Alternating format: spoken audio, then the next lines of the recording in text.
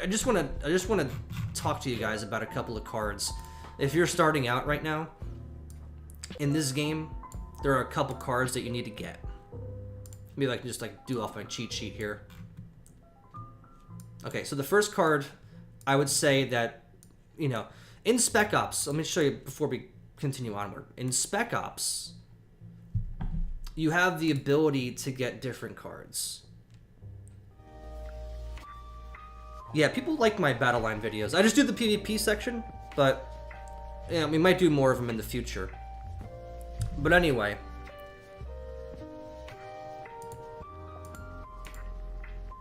start off. Once you level, like once you get all 3 stars, once you get 30 out of 30, you'll get hard difficulty. And the hard difficulty will unlock better cards at the end, so I get rare cards, but to get them is really difficult. There's like 4 chapters so far of hard and normal mode. I have 10 cards here, in no order whatsoever that people should grab. If you're starting off with the game, you should grab these cards. So that's what I'm going to do right now. I just want to show you the cards on here.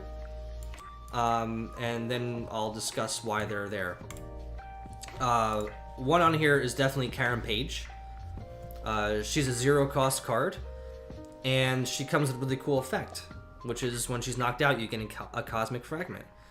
The bad news is that she has a lot of HP, which you really don't want, but it makes her kind of like that, you know, if you have like a battle line next to Karen Page, like if your opponent played Chain Lightning and killed her off, you're guaranteed a Cosmic Fragment. Or if Thanos has his 6, I can throw out Karen Page and get an additional fragment charge, which is pretty cool.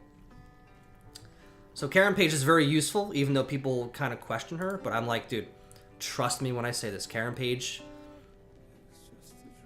she's good. She's good. She's a good card. Another card in the Special Ops that I feel that people should definitely grab is Daredevil. Daredevil is a 1-cost card, has pretty average stats, and he deals 254 damage and so on and so forth to one enemy on a vertical line, which is up and down. If your opponent... So if my opponent, let's say if I had Daredevil in my hands, and a lot of people are playing this in the early game, free-to-play or whatever. They're playing Stick, because Stick's ability says that he gains attack and HP for everybody who plays an action card. So if my opponent throws out Stick right away, I can counter him with a Daredevil and just kill him. Simple. So, and a lot of cards at 0 cost have, you know, not that good stats in terms of HP, but Daredevil can take him out, plus has almost 500 HP. So that's why I think that Daredevil is actually pretty good. Another card that's really broken, it's a really good card, is Techno Organic Virus. And basically what this card does is that it's a 0-cost action card that does damage. What more would you want from this? Plus, here's a good part. Your opponent's special ability on that card is negated. So, for example, Thor's ability here states that on every turn, I deal X amount of damage to the enemy with the highest HP through a lightning bolt strike. So, if I Techno Organic Virus is Thor, that ability doesn't happen. He'll lose some HP, and he'll just be a sad Thor player.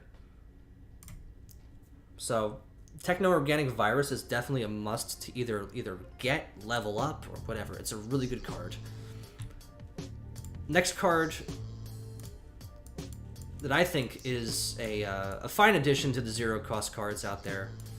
Let's see if I can try to find it. Here it is Black Cat. And Black Cat is the best cat.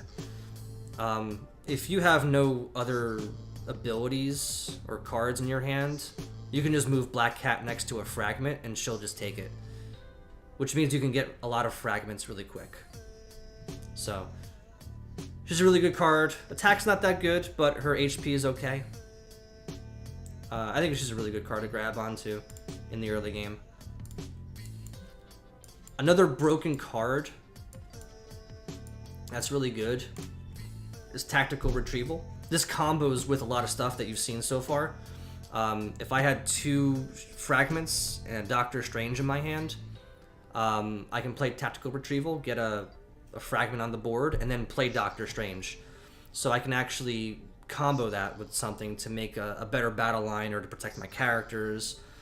0 cost, I mean, there's a lot of good 0 cost cards in this game that you need to have in your deck that are actions. So Tactical Retrieval is one of them.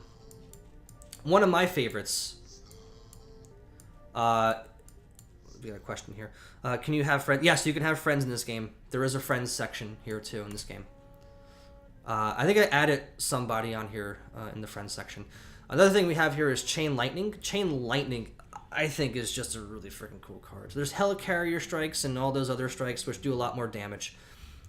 Chain Lightning does the damage 532 to 798, and it goes in a chain, basically. That's what it's called.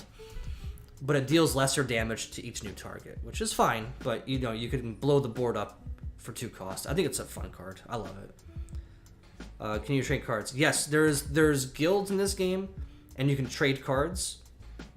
I think it's only commons and uncommons. I haven't seen rares. I haven't been in a guild yet, so I've been in some guilds, but they were just really not active in terms of trading their cards over, which kind of defeats the purpose of a guild.